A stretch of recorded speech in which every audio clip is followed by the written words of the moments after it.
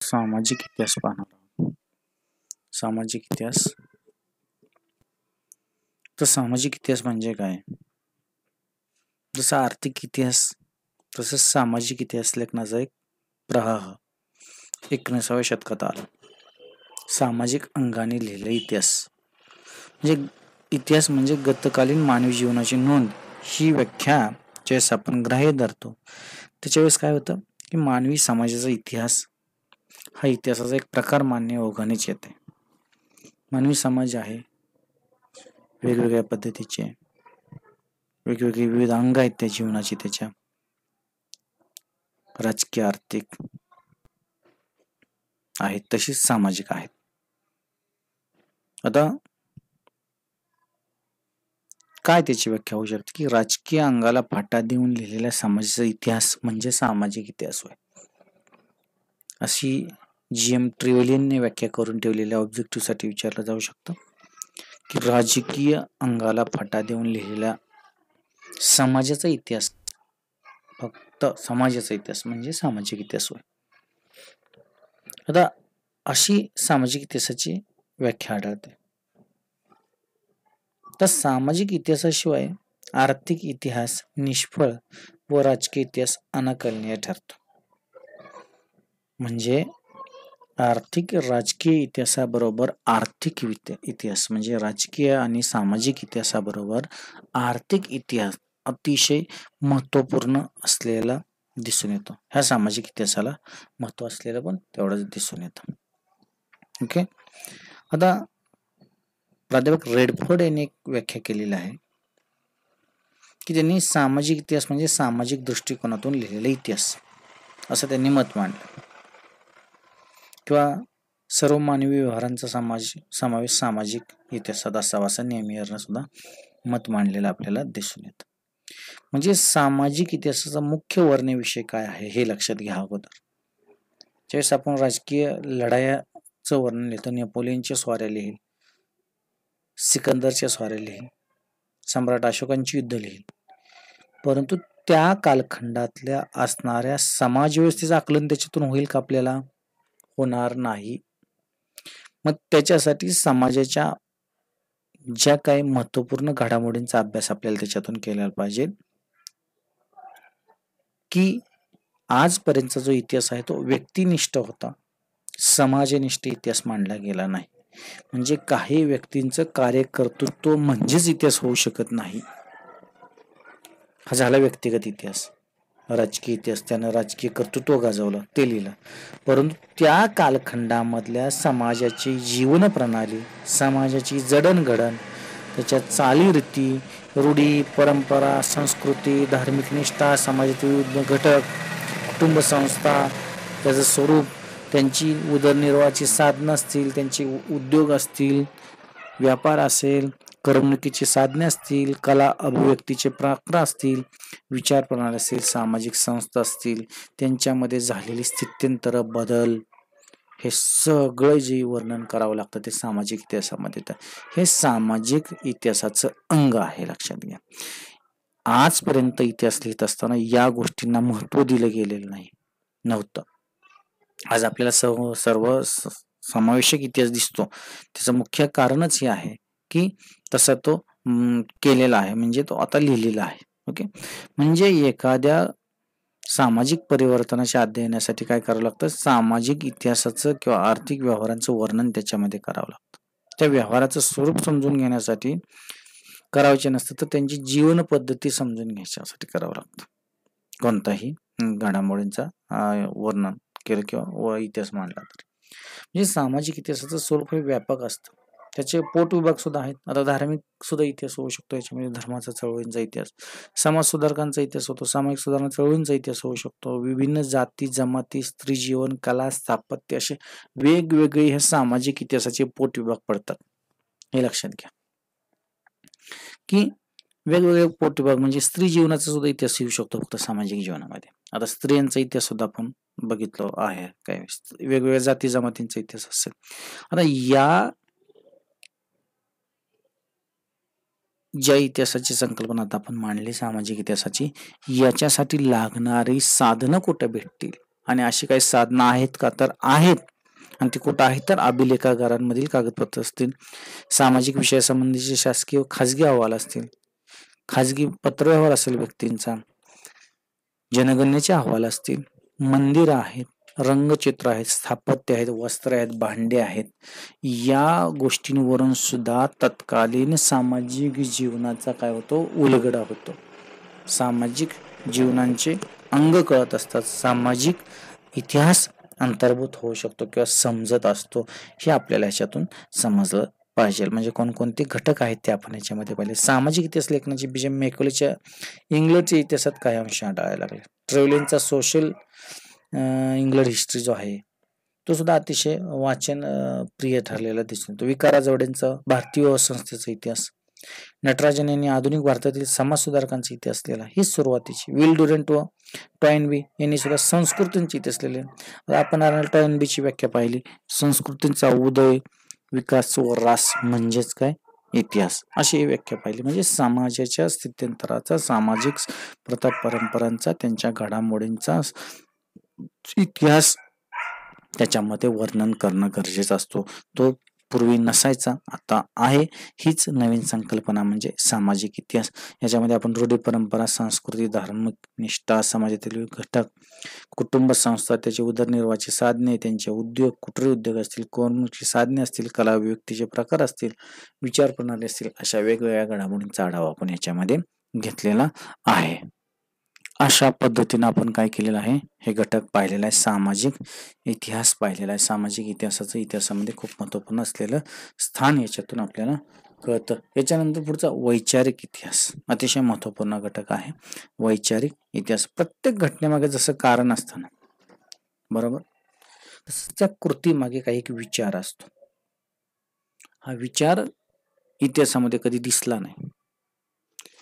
इतिहास वेगवेगळ्या कृतींचा, घटनांचा, घडामोडींचा इतिहास पाहिला आपण, परंतु त्याच्या पाठीमागच्या विचाराचा इतिहास पाहिला नाही आपण. कोणता विचार होता त्याच्या पाठीमाग. आता मानव हा बुद्धिनिष्ठ प्राणी, विचारशील प्राणी आहे. त्याच्या बुद्धीमध्ये क्रमाक्रमाने वाढ झालेली दिसून येते. तर बुद्धीच्या विकासाबरोबर मानवी समाजाची प्रगती कळते. आता प्राचीन कालखंडाचा जर आपण आधी मानवाचा जर विचार करायला गेला, तर त्यावेळेस तो वैचारिक होता का, बुद्धिनिष्ठ होता का, असेल, पण तो त्या अनुषंगाने आजच्या एवढा नसेलच, बरोबर. मग अशा ह्या वेगवेगळ्या गोष्टी त्याच्यातून कळत असतात आपल्याला. म्हणजे घडामोडी वेगवेगळे विचार असतो, तो युगधर्म असतो, तो आपल्याला त्याच्यातून कळतो. हे लक्षात घ्या. म्हणजे वैचारिक जीवनाचा आधार असते ही विचार प्रणाली. तर कॉम्ट सारख्या विचारवंतांनी काय केलं, मानवाच्या बौद्धिक विकासाच्या अवस्था स्पष्ट केल्या.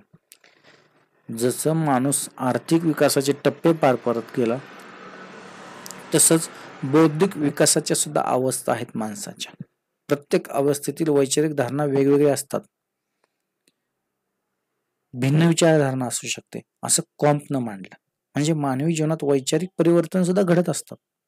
त्या दृष्टीने भिन्न कालखंडातील संकल्पना, विचार प्रणाली, वैचारिक परिवर्तन या सर्वांचा इतिहास वैचारिक इतिहास म्हणून ओळखला जातो. म्हणजे मानवी समाजात झालेल्या वैचारिक उत्क्रांतीचा व परिवर्तनाचा इतिहास मानवी जीवनाकडे डोळसपणे व बुद्धिनिष्ठपणे पाहण्याची वृत्ती निर्माण करतो. ही प्राध्यापक जॉन्सनची व्याख्या, सॅम्युएल जॉन्सनची व्याख्या खूप महत्वपूर्ण आहे. म्हणजे मानवी समाजामध्ये झालेले वैचारिक उत्क्रांती बरोबर, डार्विनचा जो सिद्धांत आहे की कसा झाला तो आपल्याला सर्वांनाच माहिती आहे. म्हणजे परिवर्तन, उत्क्रांती या मानवी इतिहासाकडे, ज्या जीवनाकडे पाहण्याच्या, डोळसपणे बुद्धिनिष्ठ पाहण्याची जी वृत्ती निर्माण झाली, ती म्हणजेच एक प्रकारची वैचारिक इतिहास असलेला दिसून येतो. शिलर काय म्हणतो, सर्व इतिहास हा विचारांचा इतिहास आहे. विचाराशिवाय कृतीच घडू शकत नाही आणि कृतीशिवाय तर इतिहास घडू शकत नाही. म्हणजे सगळं मूळ जे आहे ते विचारांमध्ये असलेलं दिसून येतं. अशा पद्धतीनं विचारांचं सुद्धा तेवढंच प्राबल्य, महत्व असलेलं दिसून येतं. आता लेकी यांनी काय म्हटलेलं आहे की आधुनिक बुद्धिमत्तेचा उदय व प्रभावाचा इतिहास, मायनेक यांचा आधुनिक राजकारणाचा वैचारिक इतिहास, याच्यामध्ये त्यांनी ते सांगितलेलं आहे. बार्नसनं पाश्चात्य जगाचा बौद्धिक व सांस्कृतिक इतिहास सांगितला. अशा पद्धतीनं काय केलं, मानवी समाजाच्या भिन्न पैलूंवर प्रकाश टाकणारे, त्यांचे सखोल अध्ययन करणारे जसे प्रकार आहेत, तसेच प्रादेशिक स्तराच्या आधारे इतिहासाचे प्रकार पडतात, हे सुद्धा आपल्याला पुढं पाहायचं आहे. अशा पद्धतीनं आपण हे वैचारिक इतिहास याच्यामध्ये पाहिलेला दिसून येतो. आपल्याला याच्यामध्ये काही अडचण नसेलच. आपण या ठिकाणी आपण काय पाहिले, सामाजिक इतिहास आणि वैचारिक इतिहास हे दोन घटक पाहिलेले दिसून येतात. ओके. तर सामाजिक इतिहासामध्ये काय पाहिलं, तर सामाजिक इतिहास म्हणजे काय पाहिलं, बरोबर. ओके, हे पाहिलं. समाज आणि इतिहासाचा संबंध काय पाहिला, सामाजिक व्यवस्था आणि इतिहास पाहिला, सामाजिक घडामोडी आणि इतिहास पाहिला. ओके. याच्यानंतर आपण वैचारिक इतिहास पाहिला. डॉक्टर जॉन्सन यांची ती व्याख्या पाहिली. आणि वैचारिक इतिहास प्रत्येक घडामोडी घडल्या, आज इतिहास लिहितो आपण प्रत्येक कृतींचा, घटनांचा. त्या घटनेमागे विचाराचा सुद्धा एक हात असतो. तो विचार दाखवण्याचं काम काही इतिहासकारानं केलं. म्हणजे बार्नस, मायनेक, लेकी किंवा सॅम्युएल जॉन्सन सारख्या व्यक्तींचं आपण त्याच्यामध्ये उदाहरणं घेतलेली आहेत, की कशा पद्धतीने त्यांचे हे घटक कारणीभूत ठरलेले आहे किंवा विचार कारणीभूत ठरलेला आहे. ओके. याच्यानंतर आपण जागतिक इतिहास हे म्हणजे आता हे एक वेगवेगळा प्रकार आहे. एक 3-4 प्रकार याच्यामध्ये येतात इतिहासाच्या, जागतिक इतिहासाच्या. आता जागतिक इतिहास आपण पाहूया. याच्यामध्ये प्राध्यापक एल्टन यांनी एक उत्तम व्याख्या केलेली याच्यामध्ये, की सर्व उत्तम ऐतिहासिक लेखन म्हणजे जागतिक इतिहास असतो, असं त्यांनी सांगितलेलं आहे. म्हणजे पूर्वी एखाद्या देशाचा, एखाद्या राजघराण्याचा, एखाद्या प्रांताचा इतिहास लिहिला जायचा, परंतु ज्यावेळेस जगामध्ये औद्योगिक क्रांती झाली, विज्ञान तंत्रज्ञानाचा विकास झाला, तो झाल्यानंतर काय व्हायला लागलं, की देशाकडे किंवा जगाकडे पाहण्याची दूरदृष्टी, विश्वबंधुत्वाची भावना निर्माण झाली किंवा सगळे खंड एकमेकांच्या जवळ आले. खंडातील देशाचे राजकारण तसंच हे आर्थिक व व्यापारी संबंध एकमेकांमध्ये गुंतलेले दिसून येतात. त्याच्यामुळं जागतिक इतिहासाकडे सुद्धा पाहिलं गेलं. मग याच्यानुसार काय झालेलं आहे, वेगवेगळ्या मतमतांतर त्याच्यामध्ये आल्या. म्हणजे काय झालं, लॉर्ड ॲक्टन यांनी सुद्धा काय केलं, जगाचा इतिहास लिहिण्याचा प्रयत्न केला. विल ड्युरंटने हिस्ट्री ऑफ सिव्हिलायझेशन लिहिण्याचा प्रयत्न केला. अशा पद्धतीनं काही इतिहासकारांनी प्रयत्न केलेले दिसून येतात. याच्यानंतर काय आहेत, प्रादेशिक इतिहास प्रकार आहे. आता इथं आपण ते PPT मध्ये घेतले नाहीत, पण याचं स्पष्टीकरण करून घेऊ आपण आता, की प्रादेशिक इतिहास आहे, देशिक इतिहास आहे. आता देशिक इतिहास म्हणजे एखाद्या देशाचा इतिहास लिहिणं. उदाहरणार्थ मॅकॉलन इंग्लंडचा लिहिला, रांकेनं जर्मनीचा लिहिला, बरोबर, फ्रान्सचा लिहिला. अशा पद्धतीचं देशाच्या अनुषंगाने लिहिलेला इतिहास म्हणजे देशिक इतिहास असं त्याचं वर्णन केलेलं आढळून येतं.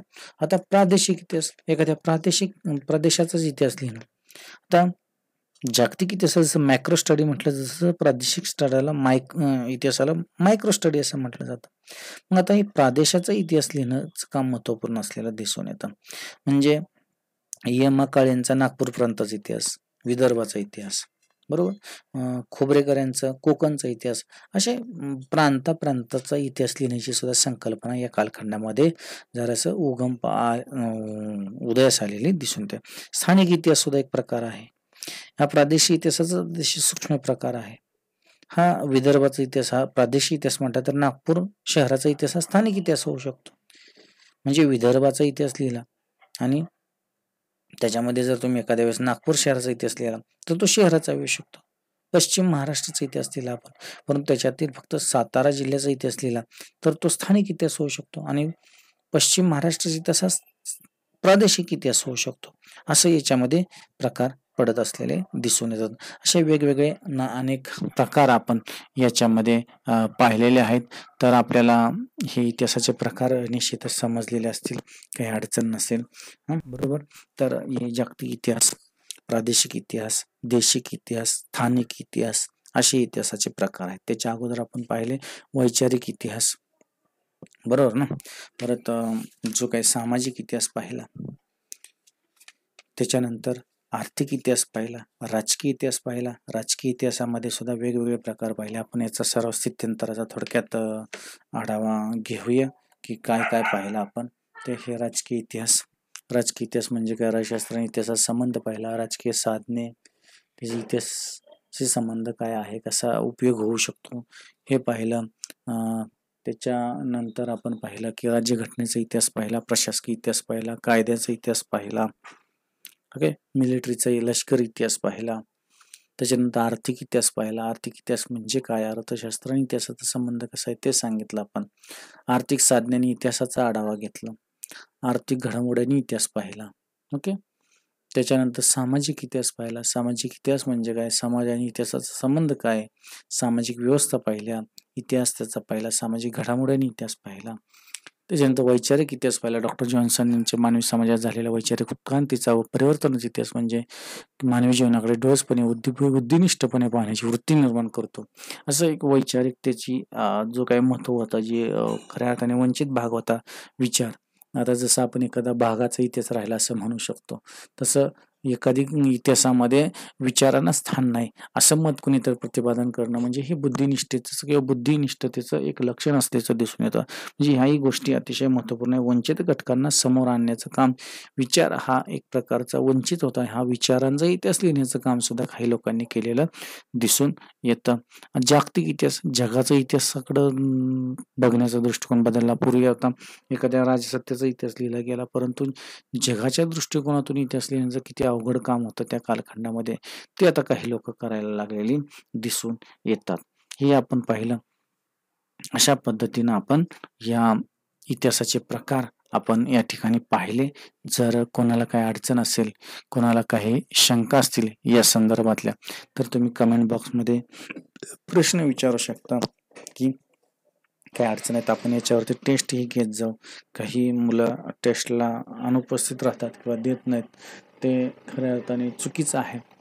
तर आपण इथं एक प्रकारचं जे काही आपल्याला डिग्रीचं वर्ष आहे, याच्यामध्ये आपल्याला सगळ्या काही घटना, विविध ॲक्टिव्हिटीज करणं गरजेचे असतं, जेणेकरून विद्यार्थ्यांचा सर्वांगीण विकास होईल, सर्वांगीण ज्ञान भेटेल विषयाचं.